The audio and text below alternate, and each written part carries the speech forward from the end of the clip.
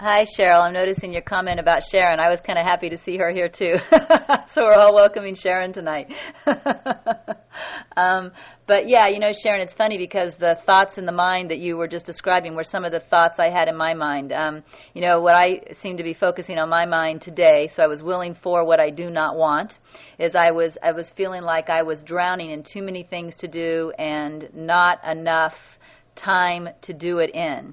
And of course, the more I thought about, the more I willed for that experience. And what happened as the day went on is I seemed to spiral down even more and more and more, where I really began to feel like I was busy every second all day today, and all that happened was I got more behind, which of course is just a perception. It's just a perception. But I willed for that perception, and so that was the perception I had. And again, recognizing that I am creator, recognizing that I feel like I am drowning because I willed for that is very, very important. Because when I begin to recognize that I willed for that, I can then accept the current circumstance, accept that it is exactly what I wanted, it's exactly what I willed for, that's exactly why I'm experiencing it, and then begin to will for differently.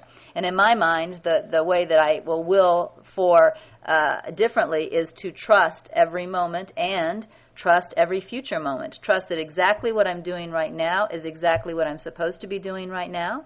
And all of the other things that seem to need to be done, I will be guided to do those things in exactly the right moment. To trust that every single moment is perfect. And as I began to put my mind there, and I began to trust instead of worry. Trust is a perfect antidote to fear. As I move into trust, then through my creatorship, through my willing for a different experience, I will begin to have that different experience. And of course, that's the experience I truly want, because that is the experience of happiness. And A Course in Miracles says, God's will for me is perfect happiness. Well, what's really interesting is when I first read that, of course, I was still thinking of God as someone separate from me. That someone separate from me wants me to be happy. But the truth is, God's will for me is perfect happiness. It's talking about our own will for ourselves. What we truly, truly want is perfect happiness. That's true of everyone, everywhere. What we truly, truly want is perfect happiness. So whenever we are willing for something other than perfect happiness, we're not willing for our true will.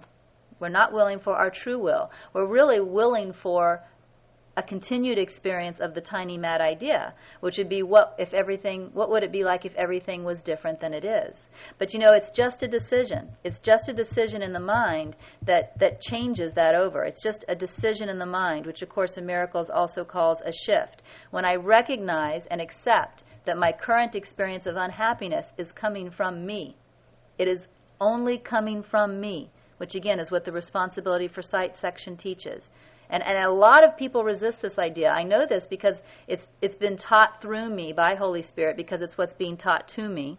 It's been taught through me by Holy Spirit a lot lately. And so I've received emails and I've seen posts from the people who are really resisting this, which of course, again, is a reflection of my own mind. And it's absolutely true that I am still resisting this idea that all of the experiences come from me.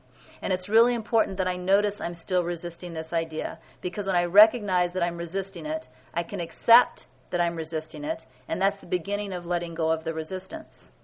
All right? So there's a lot of resistance in the mind to the idea that we create all of our experiences.